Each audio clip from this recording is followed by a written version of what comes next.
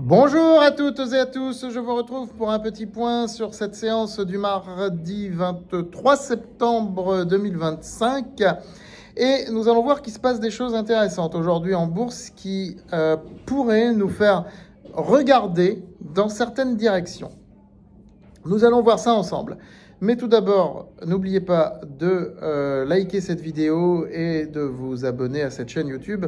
Et n'oubliez pas de vous inscrire sur francebourse.com. Je vous rappelle que c'est sur France Bourse et uniquement sur France Bourse que sont données les recommandations d'achat et de vente. Ici, nous faisons des analyses du marché régulièrement. Nous faisons des focus, des points sur les actions, de la méthodologie, de la formation au money management et autres, des concepts économiques, sociologiques appliqués au marché, etc. Mais les recommandations sont réservées, bien sûr, à nos lecteurs et abonnés sur francebourse.com. Alors, cette séance du mardi 23, déjà, c'est une séance de hausse avec un CAC 40 qui regagne 0,8%.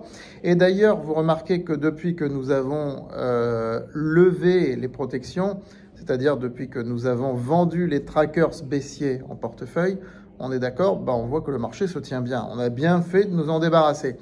Et je voudrais quand même faire remarquer quelque chose d'intéressant, c'est que cela va totalement à l'encontre de ce que certains prédisaient, le chaos à partir du 15 septembre, la France dans une situation catastrophique, les marchés financiers vont s'effondrer, etc. Moi, pour ma part, discours prudent, optimisme prudent, pas optimisme béat, et jamais je ne suis rentré dans ce catastrophisme. De toute façon, je n'y rentre jamais.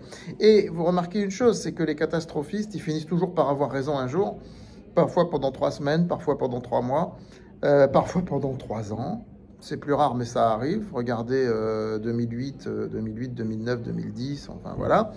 Mais le problème, c'est qu'ils maintiennent toujours leur discours. Pendant 20 ans, ils maintiennent leur discours. Donc, n'écoutez pas ces gens-là, je vous en supplie, n'écoutez pas ces gens-là, vous perdez votre temps et surtout vous intoxiquez votre cerveau et votre manière de raisonner. Bon, revenons-en à la séance du jour. Moi, ce que je note, c'est qu'aujourd'hui, il y a une sorte de revanche des déclassés sur la bourse de Paris. Regardons le palmarès, il est très intéressant.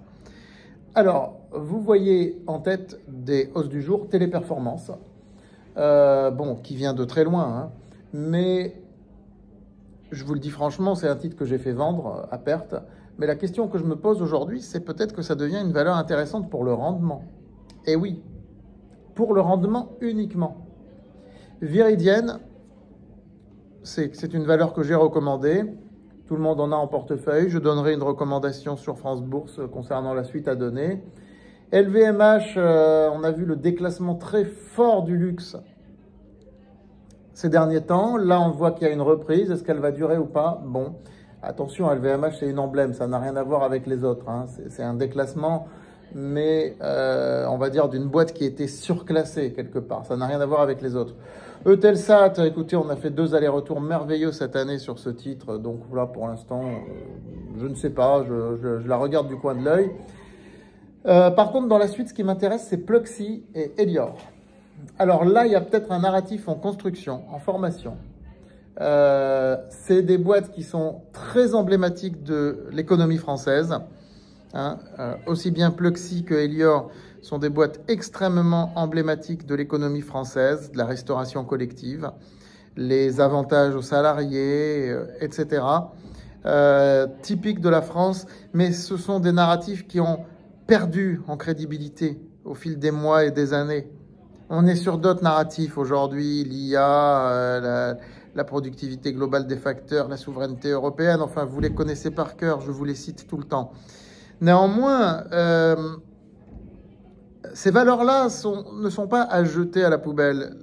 Elles étaient autrefois survalorisées, très survalorisées. Aujourd'hui, c'est des titres qui ont des fondamentaux qui sont loin d'être sous-valorisés.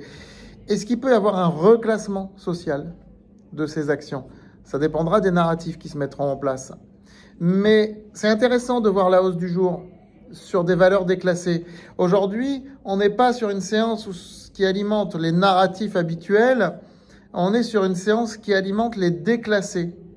Et la suite sera intéressante. Peut-être qu'il y a une ou deux valeurs à piocher dans tout ça, surtout qu'on a des liquidités en portefeuille. Et qu'il va bientôt y avoir le window dressing. Et que peut-être des gérants voudront dire « je me suis positionné là-dessus avant les autres ». En plus, ce sont des noms qui sont connus. Donc, inscrivez-vous sur francebourse.com, bien sûr, nous en reparlerons. Et je vous dis à très vite.